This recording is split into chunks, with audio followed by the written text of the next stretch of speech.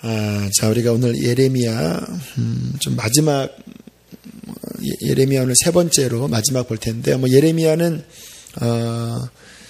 이번에 한 번에 다 이해하기에는 조금 복잡한 선지서입니다. 그래서 좀 핵심적인 몇 가지만 우리가 그동안 살펴봤고, 또 이제 내년에, 다시 이 텀이 돌아올 때, 그때는 좀 더 자세하게, 그렇게 하도록 하겠습니다. 저는 개인적으로 이번, 이 통독, 이렇게 수요일날 하면서 저는 굉장히 많이 이렇게 성경이, 특별히 선지서가 저에게는 많이 열렸습니다.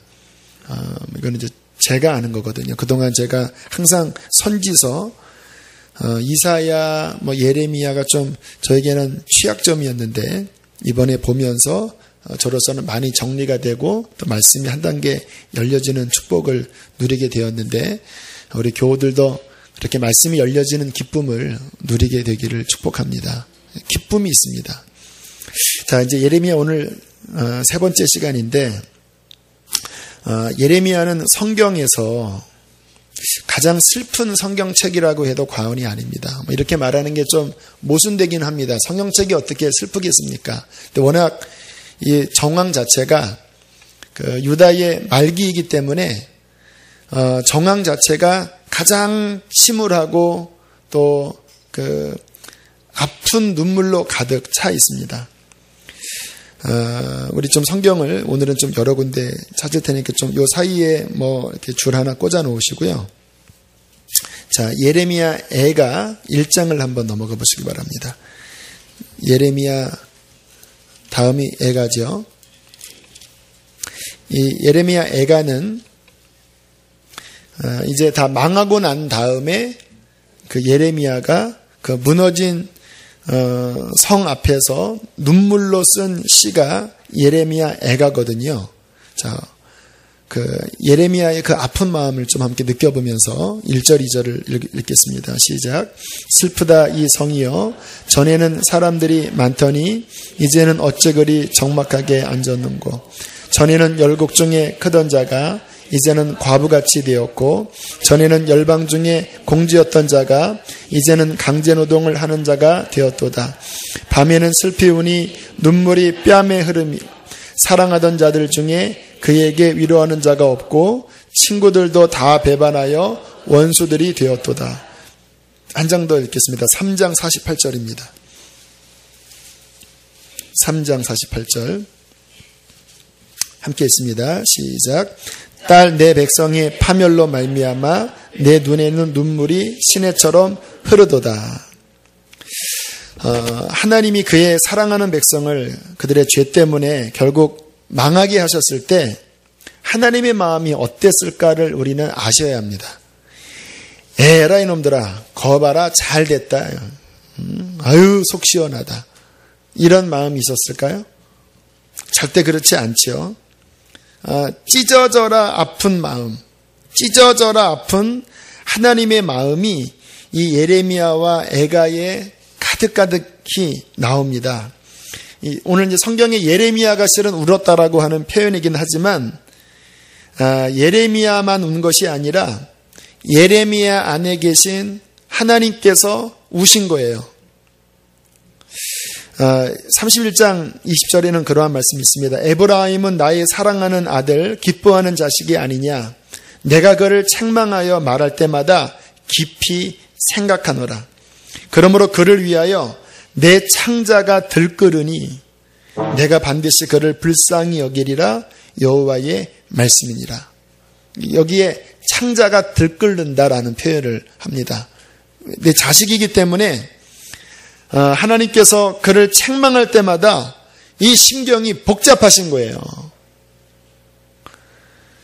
하나님은요, 성경을 보면요, 감정을 갖고 계신 분이십니다. 우리가 하나님을 너무 전지전능하다고 해서 마치 이렇게 로봇 같이 그냥 딱 칼처럼 자르시고 전혀 감정 안 느끼는 그런 분이 아니시고요. 성경에 보면 이 감수성이 얼마나 예민하시는, 상처도 잘 받으십니다. 그의 백성이 하나님께 마음을 멀리하면 하나님이 상처받으시는 거 아세요? 제가 선화목적교회에 있을 때 어떤 장로님이 그 권사 시절에 아주 뜨겁게 주님을 만났던 그때를 저에게 이야기를 해주시는데 완전 연애한데 연애. 누워있으면 주님께서 우리 나가서 데이트하자. 그러면 막 이렇게 다니면서 주님과 이야기를 하고. 그런데 조금 마음이 주님께 이렇게 멀어지면요. 이 경망스러운 표현인가? 주님이 삐지신다라는 거 이렇게요. 근데 그게 사랑하면 이해가 돼요. 사랑하면. 우리 하나님의 마음이요. 아주 그냥 감수성이 풍부하시고 그 사랑으로 그 애간장이 녹는 마음으로 우리를 바라보시는 거예요. 그렇기 때문에 하나님께서 우리를 어떨 때 책망하시고 그리고 오늘 성경처럼 그의 백성들을 심판하실 때에 우리 하나님의 마음은 말할 수 없이 아프시다라는 부분을 우리는 성경을 통해서 이해하셔야 합니다. 아마 이 부분은 부모님들은 아마 이해를 하실 거예요. 지난번에 우리 가정에 무슨 일 때문에 우리 아이에게 매를 든 적이 있습니다. 제가 절대 이야기를 사람들한테 이야기하지 않기로 약속을 했기 때문에 이름은 밝히지 않겠습니다.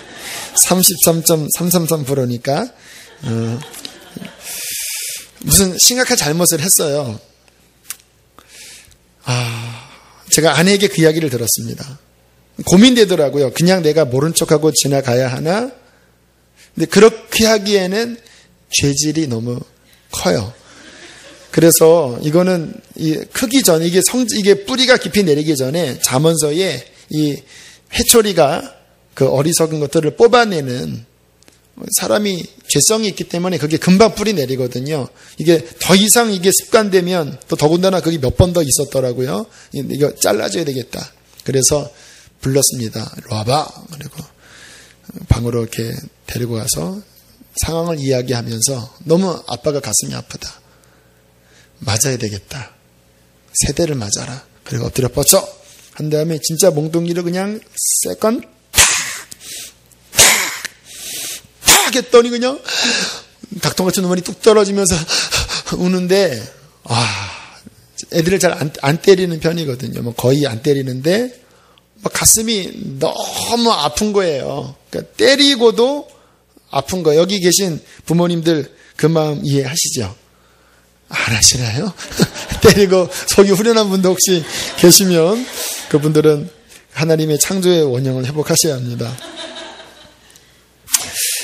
주님의 이 아픈 마음이 실은 이 예레미야의 그 밑에 흐르는 하나님의 감정입니다. 성경을 읽으실 때 그 은혜가 되는 것은 뭐냐면요. 표면만 읽으시면 안 돼요. 물론 그 무슨 내용인지 이해를 하셔야 되지만 성령님이 열어주실 때는 그 말씀 이면에 있는 하나님의 마음이 느껴져야지 성경을 제대로 이해하시는 거예요. 신학자의 성경 해석은 제가 보기에는 파입니다.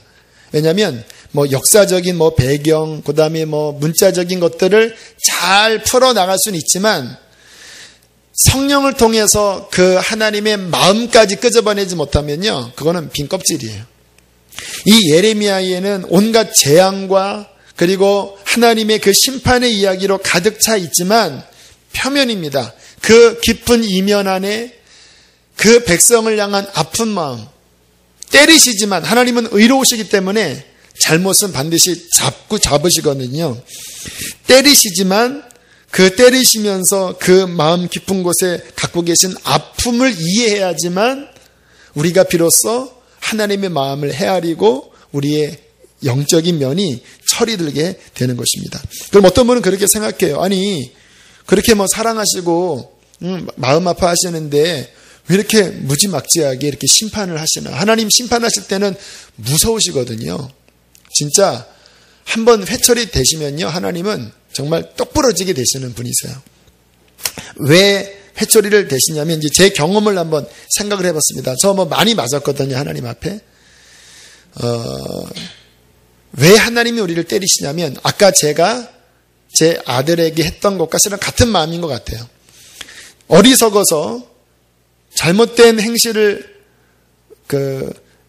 빨리 끊으면 좋은데 우리들은요, 사람이 얼마나 간사하냐면 그때 회개할 때는 다시는 안 할 것처럼 회개하지만요, 내 마음 깊은 곳에 따라합시다. 죄에 대한 사랑이 있다. 다른 말로 따라합시다. 죄에 낚시 있다. 그 즐거움이 있는 거예요. 그러니까 다시 내 마음이 어떻게 되면 다시 그 즐거움을 그리워하는 게 인간의 죄된 본성이에요. 그러니까 하나님 앞에 회개를 한 것 같지만 조금 상황이 좀 바뀌면 그 죄에 대한 끌림, 또 죄의 낙세에 대한 어떤 그리움 때문에 인간들은 다시 그 길로 가기가 너무 쉬운 거예요. 징계는 왜 하시냐면요. 제 경험은 그랬습니다. 저도 뭐 수백 번 같은 죄를 반복해서 지금도 역시 넘어지고 있는데, 제가 그동안 그 여러 하나님의 징계를 통해서 죄들이 긴 시간을 통해서 하나하나씩 끊어졌거든요. 근데 그 과정을 보니까 그렇더라고요.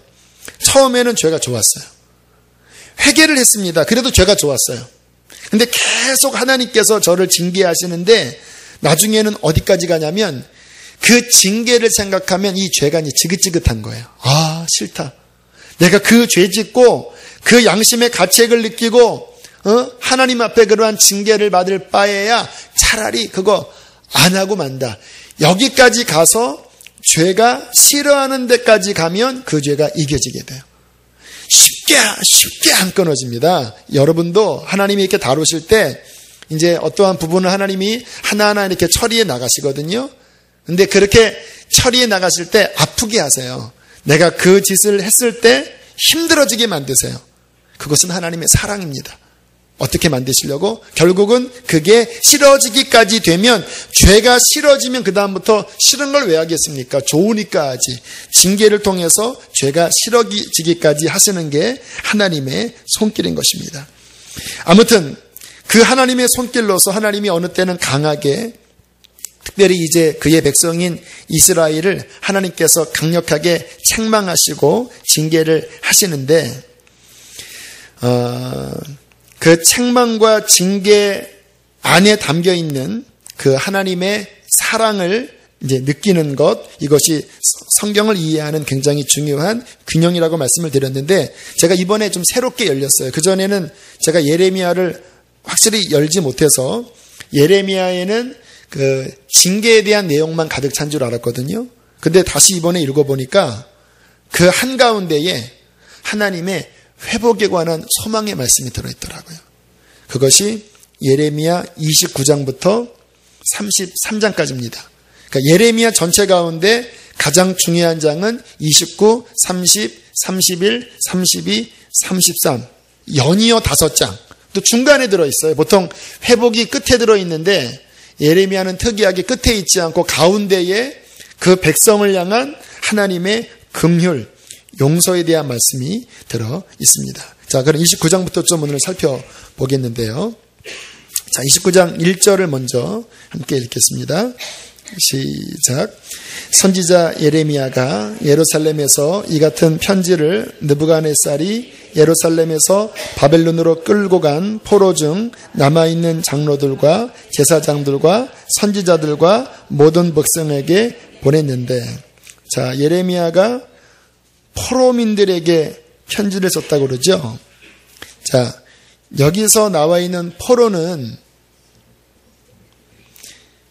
어렵나요? 1차 포로일까요? 2차 포로일까요? 그게 무슨 말이냐고요? 그 유다가 바벨론에게 2번 점령당했습니다. BC 605년에 한 번 예루살렘 점령하고 그때 수천 명을 끌고 갔을 때 그때 포함되어 있는 사람이 유명한 사람들 있죠? 누구죠? 선지자? 에스겔? 또 누구죠? 다니엘. 박지원 민주통합당 원내대표가 605년도 처음 점령했을 때 박 원내대표는 그때 끌려갔던 제1차 거류민단들이 바빌론에 있었어요. 아직 완전히 망하지 않아. 그로부터 18년 뒤에 망합니다. 먼저 끌려간 그 바벨론에 있는 그 포로 거류민단들에게 그때 그 당시에 사역했던 선지자가 에스겔입니다. 에스겔. 그러니까 그 배경을 이해하면 성경 이해하기 쉽죠. 그리고 요 예루살렘에서 예언했던 동시대 사람이 예레미야예요. 동시대에 바벨론에서 예언했던 사람이 에스겔이고 아직 망하기 전에. 그런데 이 끌려간 이 포로 거류 민단들 안에 소망이 있었습니다. 뭐냐면 하나님께서 반드시 우리를 금방 예루살렘에 다시 데려가실 것이다. 이 포로에서 해방시키실 것이다. 금방. 그러한 기대가 있었어요. 그리고 그 안에 있는 거짓 선지자들이 그거를 부추겼습니다. 하나님이 이제 몇 년 지나지 않아서 이 바벨론에서 다시 본국으로 돌아오게 할 것이다. 근데 그렇게 헛된 기대에 빠져 있는 그들에게 예레미야가 편지를 쓴 것입니다. 4절부터 10절까지 읽겠습니다. 예레미야의 편지. 시작. 만군의 여호와 이스라엘의 하나님께서 예루살렘에서 바벨론으로 사로잡혀 가게 한 모든 포로에게 이와 같이 말씀하시니라. 너희는 집을 짓고 거기에 살며 텃밭을 만들고 그 열매를 먹으라. 아내를 맞이하여 자녀를 낳으며 너희 아내를 맞이하여 너희 딸이 남편을 맞아 그들로 자녀를 낳게 하여 너희가 거기에서 번성하고 줄어들지 아니하게 하라. 너희는 내가 사로잡혀 가게 한 그 성읍의 평안을 구하고 그를 위하여 여호와께 기도하라. 이는 그 성읍이 평안함으로 너희도 평안할 것임이라. 만군의 여호와 이스라엘의 하나님께서 이와 같이 말하노라. 너희 중에 있는 선지자에게와 점쟁이에게 미혹되지 말며 너희가 꾼 꿈도 고지 듣지 믿지 말라. 아멘. 무슨 얘기하는 겁니까? 거기에 뿌리 내려라 그 말을 하는 거예요. 너희 자녀들도 결혼시켜라. 그리고 너희가 거주하는 그 성읍이 평안하도록 기도해라. 그 말은 뭐냐면 빨리 돌아오지 않는다라는 말이에요. 거기 있는 거짓 선지자들이 빨리 돌아온다고 이야기할 때 뭐 꿈을 꿨다. 한 달 내로 복귀한다. 그거 다 거짓 꿈이다. 그거 믿지 말라. 라고 말씀을 하시면서 오늘 읽었던 11절을 말씀을 하시는 거예요. 11절 너무나 중요한 말씀입니다. 함께 읽겠습니다. 시작. 여호와의 말씀이니라. 너희를 향한 나의 생각을 내가 아나니 평안이요 재앙이 아니니라. 너희에게 미래와 희망을 주는 것이니라. 주님께서 그러면 우리가 여기서 그러면은 끝난 겁니까? 아니다. 너희를 향한 나의 계획이 있다. 오히려 지금 예루살렘에 남아있는 그들이 소망이 없는 자들이다. 그들은 왜? 나중에 587년에 그 느부갓네살 왕이 쳐들어올 때 대부분 죽을 것이다. 그러나 먼저 뽑아간 너희들 거기서 머물러 있다가 70년이 차면 너희가 다시 돌아와서 너희가 꿈꾸던 회복을 누리게 될 것이다. 너희를 향한 나의 계획, 나의 생각을 내가 안 하니 재앙이 아니라 평안이다라고 말씀하시면서 그들에게 하나님께서 위로와 소망을 주시는 것입니다. 여러분, 하나님이 우리에게 징계하셨어도 책망하셨어도 멀리 포로에 끌려가고 우리의 삶에 이해할 수 없는 고난이 닥쳤다 할지라도 주님 안에 있는 자에게는 결국은 소망이 있는 거예요. 왜냐하면 하나님의 마음이 망하게 하는 게 아니거든요. 그 상황에는 망할 것 같지만 그러나 주님께 순종하여 재앙을 순순히 받는 그 순종의 삶을 가면 결국은 오늘 말씀처럼 그 인생 끝에 하나님께서 회복을 주신다는 것입니다. 제가 간증했지만 실은 저에게 이 예레미야 29장 11절은 하나님이 직접 저에게 하신 실은 말씀이에요. 제가 2년 반 전에 아무튼 그렇게 진단받고 되게 마음속에 낙심해하고 있을 때 제가 20살 때부터 믿음의 어머니로 저를 위해서 기도를 많이 하시던 권사님이 굉장히 충격을 받으셨대요. 그러면서 눈물로 하나님 아프면 나이든 내가 아파야지 왜 할 일도 많은 강 목사가 아파야 합니까? 그렇게 막 눈물로 기도를 하는데 새벽에 주님께서 예레미야 29장 11절을 보아라. 그렇게 음성이 들렸대요. 그래서 딱 펴보니까 이 말씀인 거예요. 그리고 저에게 이렇게 눈물 어린 목소리로 이 말씀을 찾아서 이렇게 읽어보라고 하시면서 그때 아마 말씀을 저한테 해 주셨을 거예요. 여호와의 말씀이니라. 대영리를 향한 나의 생각은 내가 하나니 평안이요 재앙이 아니라 너희에게 장래에 소망을 주려 하는 것이다. 그전 번역이 더 마음에 와닿아요. 장래에 소망을 주리 하는 것이다. 그때 그 말씀이 그냥 인간적인 위로의 말은요, 마음에 깊이 울리지는 않아요. 그런데 하나님께 받았다고 했던 그 진짜는 마음이 울리거든요. 그때 성령의 깊은 울림이 제 안에 있으면서 저도 많이 눈물을 흘리면서 그 말씀 속에 소망과 위로를 얻게 되었습니다. 그 장래의 희망이 어떻게 보면 지금이죠.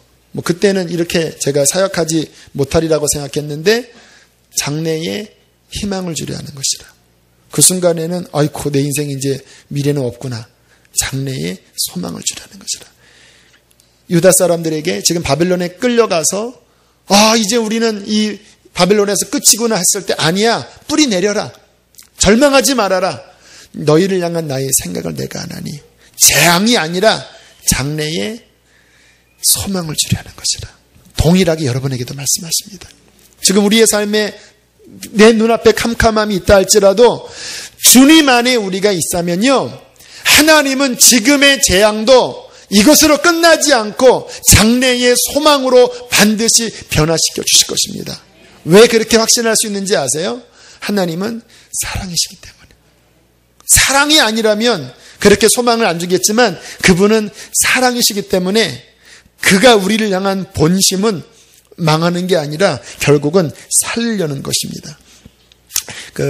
이 에스더 사모님이라는 분이 남편과 미국에서 열심히 목회하시다가 갑자기 남편이 돌아가셨대요. 얼마나 놀라고 또 얼마나 하나님께 원망스럽고. 근데 그 전에는 그렇게 하나님이 응답을 많이 주시더니 그 1년 반 동안에는요, 응답이 없더래요. 그래서 너무 화가 나서 하나님 왜 내게 말씀하지 않느냐고, 나를 버리신 거냐고, 그렇게 막 하나님께 떼를 쓰면서 남편 없는 그 1년 6개월을 그렇게 지냈는데 참 기가 막히죠. 1년 6개월쯤 지났는데 하나님의 음성이 이렇게 들리더래요. 나는 너를 버리지 않았다.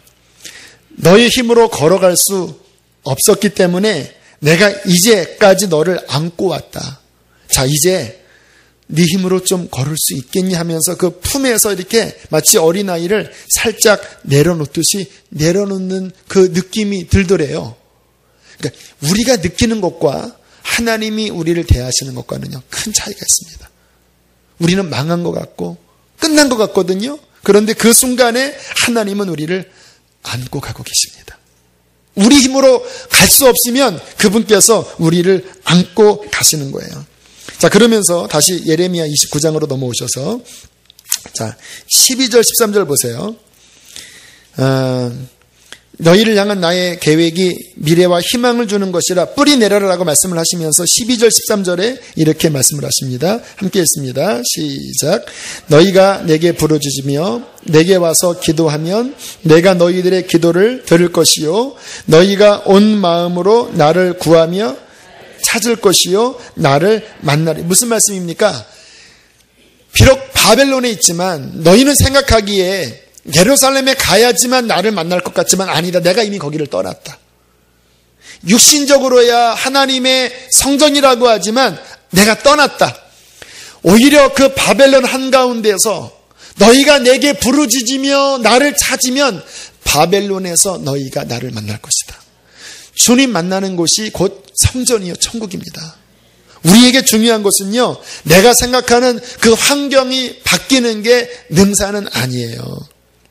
환경이 바뀌어도 거기 주님 안 계시면 아무것도 아니에요. 지금 비록 내가 병상에 있고 내 삶에 말할 수 없는 가난한 처지에 있어도 그 속에서 하나님 앞에 기도할 수 있고 그 속에서 하나님을 만나면 여러분 그곳이 가장 큰 축복을 받는 자리라고 우리는 믿는 것입니다.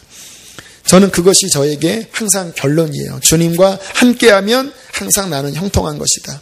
자, 다시 30장으로 이제 넘어가 보셔서 쭉 그런 내용들입니다. 나중에 한번 30, 31, 32, 33까지 쭉 읽어보시고요. 오늘은 좀 핵심되는 것 몇 가지만 추리겠습니다. 30장 10절과 11절 두 절을 함께 읽겠습니다. 하나님의 이제 마음이 담겨 있는 것, 회복에 관한 말씀을 하시면서도 또 징계에 관한 것도 역시 같이 말씀을 하시는 그 균형을 좀 잡아가면서 성경을 읽겠습니다. 10절 시작. 여호와의 말씀이니라. 그러므로 나의 종 야곱아 너는 두려워하지 말라. 이스라엘아 놀라지 말라. 내가 너를 먼 곳으로부터 구원하고 내 자손을 잡혀가 있는 땅에서 구원하리니 야곱이 돌아와서 태평과 안락을 누릴 것이며 두렵게 할 자가 없으리라. 이는 여호와의 말씀이라. 내가 너와 함께 있어 너를 구원할 것이라. 너를 흩었던 그 모든 이방을 내가 멸망시키리라. 그럴지라도 너만은 멸망시키지 아니하리라. 그러나 내가 법에 따라 너를 징계할 것이요 결코 무죄한 자로만 여기지 아니하리라. 균형입니다. 내가 너를 돌아오게 할 것이다. 너를 쳤던 그 이방을 내가 멸할 것이고 너만은 구원할 것이야. 그러나 너는 기억해라. 나의 사랑만 있는 것이 아니라 그 사랑 안에 나의 법이 있기 때문에 네가 우상을 따라가고 네가 내 앞에 범죄했던 그 모든 것들을 내 사랑의 채찍으로 분명히 공도로서 징치하여 너를 바로 잡는 것, 이것도 나의 계획 속에 들어있는 나의 손길이라는 거예요. 여러분, 제가 항상 중요시 여기는 것은요, 균형입니다. 균형. 성경을 바르게 이해하려면요, 균형 감각이 있으셔야 돼요. 하나님의 의로우심, 그러나 동시에 하나님의 한량없는 사랑.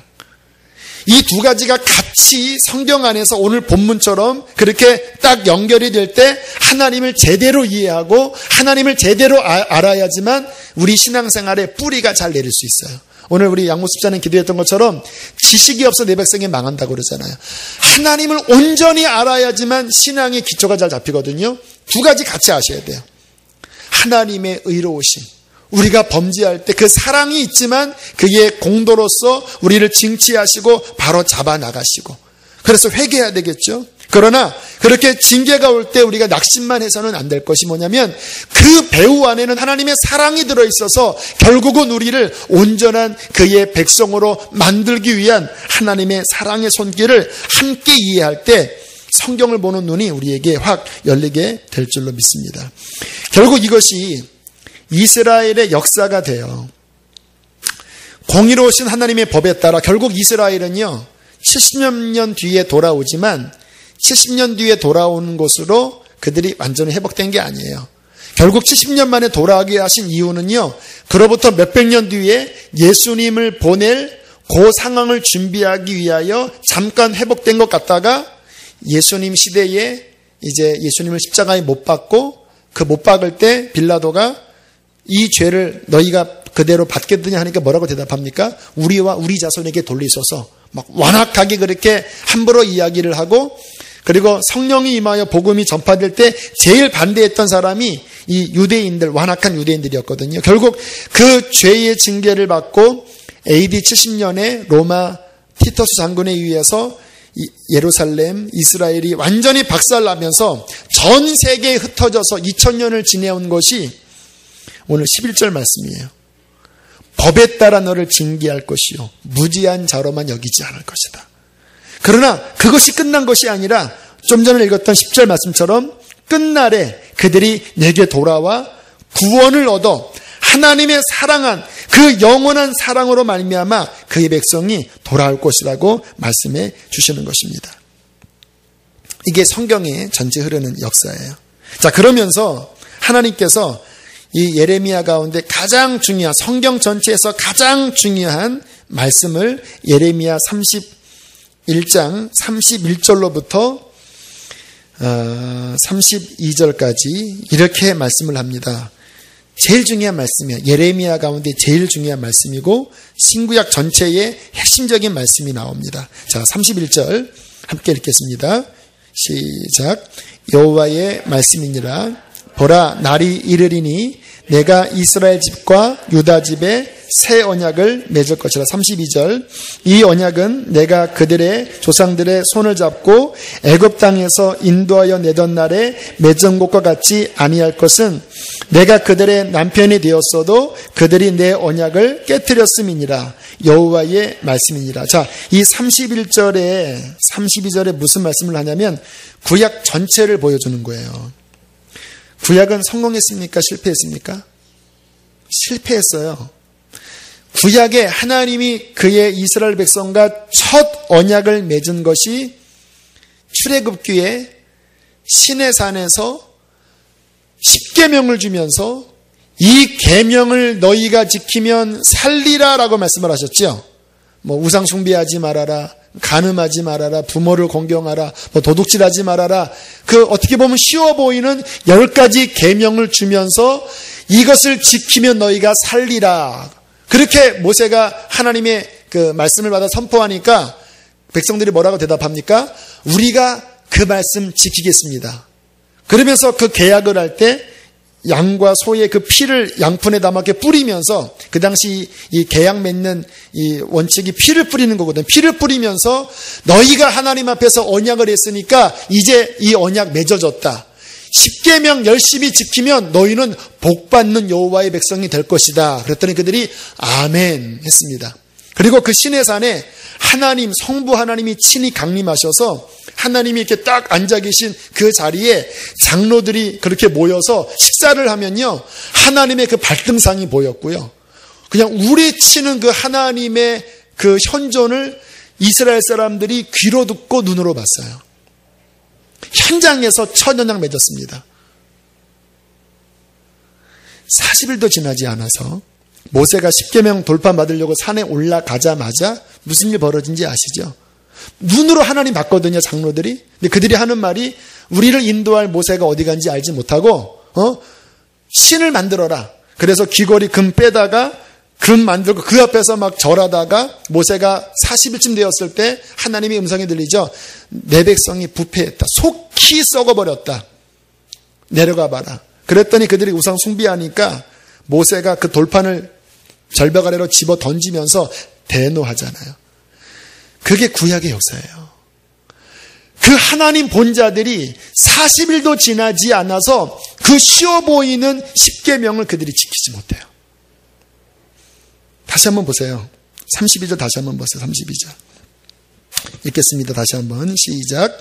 이 언약은 내가 그들의 조상들의 손을 잡고 애굽 땅에서 인도하던 날에 맺은 것과 같이 아니할 것은 내가 그들의 남편이 되었어도 그들이 내 언약을 깨뜨렸음이니라. 여호와의 말씀이니라. 결론이 뭐냐면요, 따라합시다. 인간의 힘으로는 하나님의 뜻대로 살 수 없다. 첫 언약이 실패한 거예요. 그러면서 31절에 말씀하기를 내가 뭐하리라? 새 언약을 맺으리라. 그래서 구약 신약입니다. 이 말씀의 근거에서 구약 옛날 언약, 실패한 언약, 신약의 새 언약. 자, 그리고 33절에 이제 새로운 언약이 어떻게 이루어지는지를 말씀합니다. 33절 읽습니다. 시작.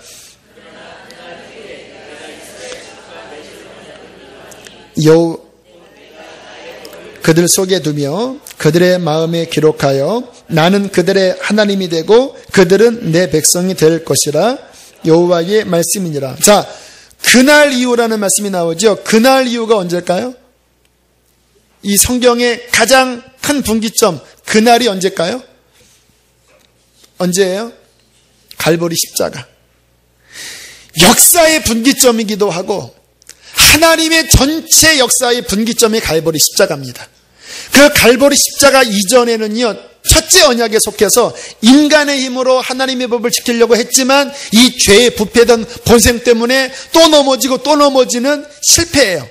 근데 그날 이후에 예수 그리스도 십자가 사건 이후에 내가 이스라엘 집과 맺을 언약은 이러하니, 그 언약의 핵심은 무엇이냐? 잘 살피셔야 합니다. 이 눈이 열려야지만 우리가 구약 백성이 아니라 신약 백성이 되는 거예요. 신약 백성이 구약처럼 살아가는 사람 많이 있어요. 내 힘으로 또 10계명 지키려고 하고, 그거 실패합니다. 결심 100번 해도 실패해요. 자, 그날 후에 십자가 이후에 있을 새로운 언약은 무엇이냐면 나의 법을 돌판에 새기는 것이 아니라 어디에다 새겨요? 그들의 속 마음에 기록한다라는 거예요. 누구를 통하여? 성령을 통하여. 예수 그리스도와 성령을 통하여 율법의 돌판에 하나님의 법이 새겨졌지만 그것을 지켜야 될 내 마음이 썩어 문드러져 있으니까 못 지켜져요. 상황과 조건만 주어지면 내가 간음하고 내가 우상 숭배하고 내가 넘어져요. 오라 나는 공고한 자로다. 이게 우리 다 경험이잖아요. 진짜 변화는요, 정말 십자가를 믿는다면 돌판에 새겨진 하나님의 법이 아니라 그 성령께서 내 마음에 들어오셔서 내 심령에 하나님의 법을 새겨서 하나님을 섬길 수 있도록 나를 변화시켜주는 것이 새 언약입니다. 그게 거듭나는 거예요. 그것이 바로 우리 신약 성도들이 추구해야 되고 붙잡아야 되고 누려야 될 유일한 비결입니다. 다른 거 없어요. 우리가 제자 훈련 받고 여러 가지 많이 하지만 결국 그 모든 것의 핵심은 어디로 가야 되냐면 또다시 옛날 율법으로 가는 것이 아니라 하나님 주의 성령을 통하여 당신의 법이 내 이 부패한 이 심령 속에 들어와 나를 변화시켜서 내가 하나님의 백성처럼 살게 하여 주십시오. 말씀하잖아요. 나는 그들의 하나님이 되고 그들은 내 백성이 될 것이다. 브라이언 박이라는 분이 계십니다. 교포예요. 그 인터넷 치시면 나오는, 지금은 이제 사역자가 되신 분인데, 그분이 어떻게 회심했는지 얘기가 참 기가 막히더라고요. 10대 중반에 미국으로 넘어갔습니다. 잘 풀렸어요. 그래서 20대 초반에 뉴욕 월가 투자은행의 부사장이 됐어요. 돈을 그쪽 세계는 돈 엄청나게 많이 벌거든요. 그래서 진짜 차고를 열면 엄청나게 좋은 차들이 질비하게 있었대요. 근데 이분이 하는 말이 행복할 줄 알았더니 행복이 안 되더래요. 그게 물질의 한계입니다. 그러면 내가 어떻게 쾌락을 즐길까? 술을 마셔보고 온갖 쾌락을 느껴봤지만 이게 만족이 안 되는 거예요. 그래서 마약에 손을 대서 마약까지 먹어봤는데 인생이 망가지더래요. 결국 그때 내가 지금 이렇게 젊은 나이에 15시간, 17시간 일하면서 이 엄청난 부와 이 명예를 얻었지만 결국 그 끝에 가서 내가 찾고자 하는 쾌락을 내가 찾지 못했다고 한다면 죽자. 깊이 우울증에 빠지다가 두 번이나 자살 시도를 하다가 미수에 그쳤대요. 어느 날 형과 이제 차를 타고 가다가 잠깐 형이 차를 세우고 이제 편의점에 들어가서 커피를 사러 들어갔을 때 그 거리를 지나가던 어떤 한 전도자가 이렇게 지나치다가 당신 중국 사람이냐 그러더래서 나는 중국 사람 아니다 그랬더니 좀 몇 발짝 가다가 돌아오더니 예수님 믿냐 그러더래요. 근데 평상시 같았으면은 본인이 이렇게 그럴 텐데 안 믿는다. 평상시 같으면 믿는다고 대답했대요. 왜냐하면 믿는다 그러면 가니까. 근데 그날따라 안 믿는다 그랬대요. 그러니까 와서 하는 말이 내가 너를 위해서 기도회를 해주고 싶은데 기도 받겠느냐. 옛날 같으면 안 받았었는데 그날따라 예스 기도해달라 그랬대요. 그때 그분이 와서 이 몇 마디 기도를 했냐면 이렇게 기도했대요. 예수님, 당신의 피로 나의 모든 죄를 씻어주시고 저에게 성령을 부어주소서. 영어로 예수님, 나의 모든 죄를 당신의 피로 씻어주시고 성령을 부어주소서. 지혜로운 기도, 핵심이에요, 핵심. 그날 이후에 그 핵심, 십자가, 예수의 십자가와 성령, 이게 이제 새로운 언약의 키워드거든요. 그리고 기도하고 전단지를 주고 그분이 총총총총 갔대요. 그리고 이제 형이 들어와서 무슨 일 있었냐? 이렇게 이런 일이 있었다. 그리고 차가 쭉 출발했는데 갑자기 전혀 본인이 감정과 상관없이 갑자기 으악 하더니 눈물이 나오더래요. 형이 옆에서 왜 그러냐 그랬더니 나도 몰라. 한 1분간을 막 격렬하게 흐느껴 울다가 딱 멈추고. 그러면서 눈에서 눈물이 떨어지는데요. 뜨거운 눈물이 떨어지더래요. 또 좀 있다가 더 막 이상한 괴성이 막 나오면서 으악 하고 막 소리 지르면서 온몸이 막 진동으로 떨리는데 그러면서 악한 영이 하나가 쑥 빠져나가더래요. 그것을요 20번 했대요. 또 막 울고, 그리고 몸이 또 떨리고, 하나 또 나가고, 또 막 울고, 또 떨리고, 하나 나가고, 그렇게 20번 정도 나간 다음에 이분이 고백하는 말이, 그때 내 생전 처음에 이것이 깨끗한 것이구나, 이것이 정결함이구나, 빛이 들어오면 어둠이 공존할 수 없는 것인데, 그분의 그 기도가 참 초자연적인 거지요.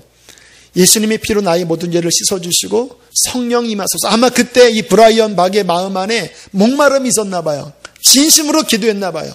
그 순간에 성령의 초자연적인 빛이 들어오더니 그 안에 있는 온갖 어둠이 다 나가고 생전 처음 느껴보는 하나님의 기쁨과 평안을 그때 누리게 되었대요.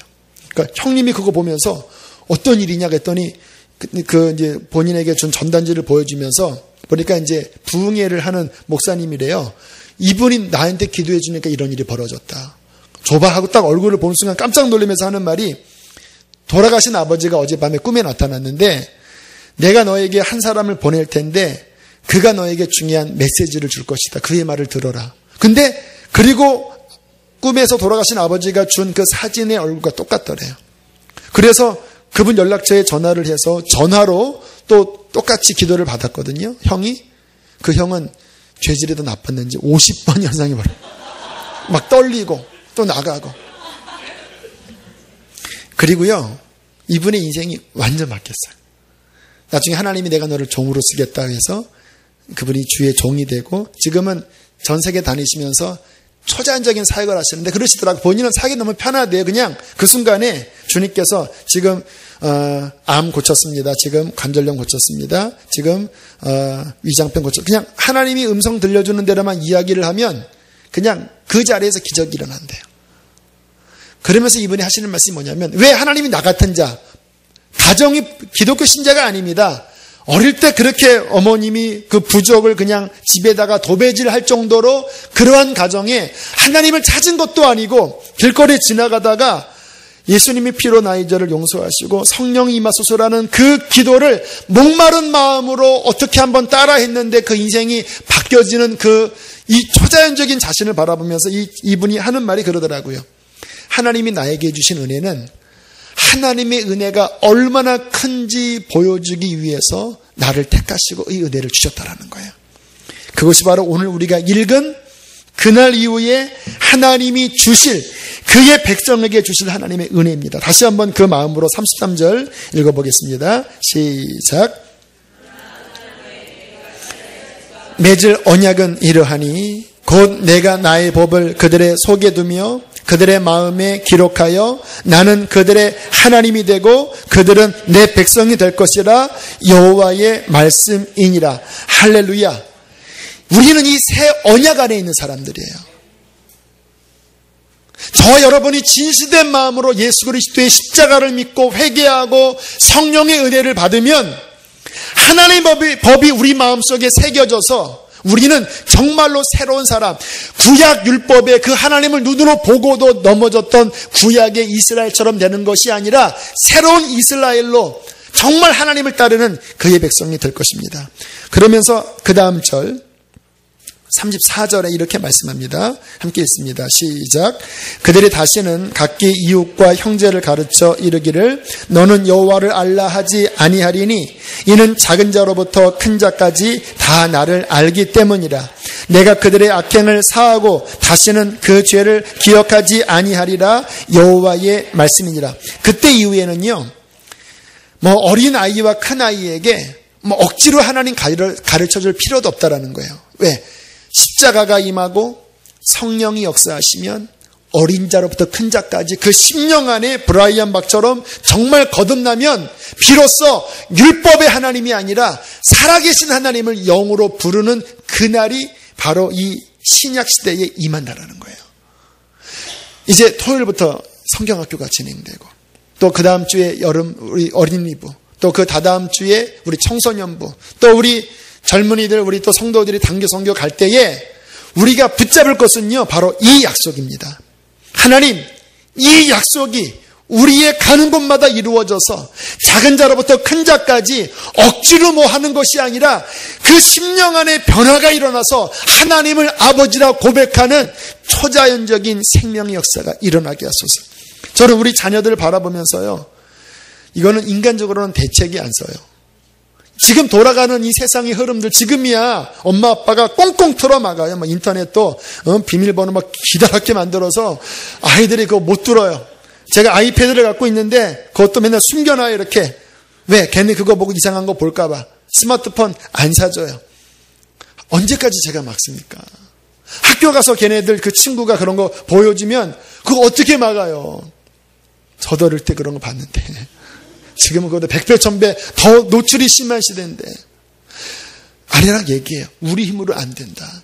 그러나 그날 이후에 하나님의 법이 우리의 심령에 새겨져서 작은 자로부터 큰 자까지 다 하나님을 알라고 할 필요가 없을 정도로 하나님이 초자연적으로 역사하면 그 속에 새겨진 하나님의 성령의 법이 그들을 죄와 악에서 건질 것입니다. 이것만이 유일한 소망이에요. 교회에 다른 법이 없어요. 성령이 역사하셔야 합니다. 성령이 말씀 가운데, 십자가 복음 가운데 역사하셔야 돼요. 그래서 우리 교회는 그 일이 일어나도록 믿음으로 기도하셔야 합니다. 그 일을 위하여 다음 주에 특별 새벽 기도를 해야 한다고 이 연사 목청을 돋구어 외칩니다. 그게 일어나야지 우리 자녀들에게 소망이 있는 것이 아니겠습니까? 할렐루야. 자, 말씀을 정리합니다. 이제 하나님의 계획을 통전적으로 제가 볼게요. 자, 요 시대에 이제 이스라엘을 하나님께서 망하게 하시면서 너무 가슴이 아프시면서 내 눈에 눈물이 주야로 흐른다. 내 백성의 패망을 본다. 그러나 29장부터 33장까지 그러나 내가 너희를 회복시킬 거야. 회복시킬 거야. 70년이 되면 포로가 돌아오게 할 거야. 이미 옛날에 배웠죠. 그러나 그게 다가 아니야. 진짜 회복은 뭐냐?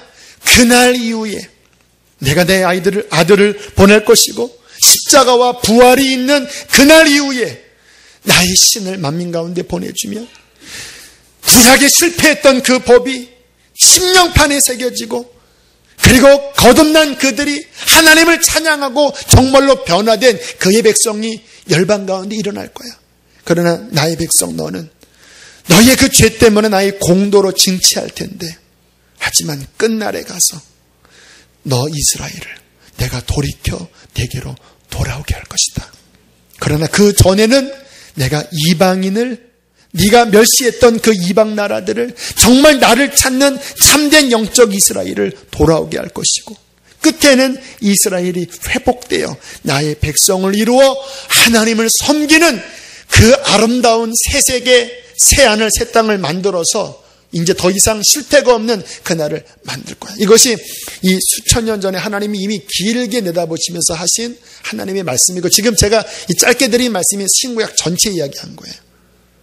그 한가운데 우리는 새 언약에 구원받은 그 축복된 반열에 우리가 지금 서 있어요. 엄청나게 큰 은혜 받았잖아요. 이 어마어마한 큰 은혜. 그 새 언약을 누리지만 또 우리가 어리석어서 성령을 의지하지 않고 십자가를 의지하지 않고 이스라엘처럼 넘어졌다 할지라도, 그러나 하나님의 그 사랑이 우리를 떠나지 않고 우리를 징치하고 징계하여 또다시 회복하여 하나님의 그 나라에 가기까지 우리를 지켜주실 것입니다. 이 시간 그 하나님의 사랑의 마음을 붙잡고, 혹시 징계 중에 있으십니까? 절망하지 마시고 그 하나님의 새 언약을 붙잡고 회개하면서 성령의 은혜를 받는 저와 여러분 되시기를 축복합니다.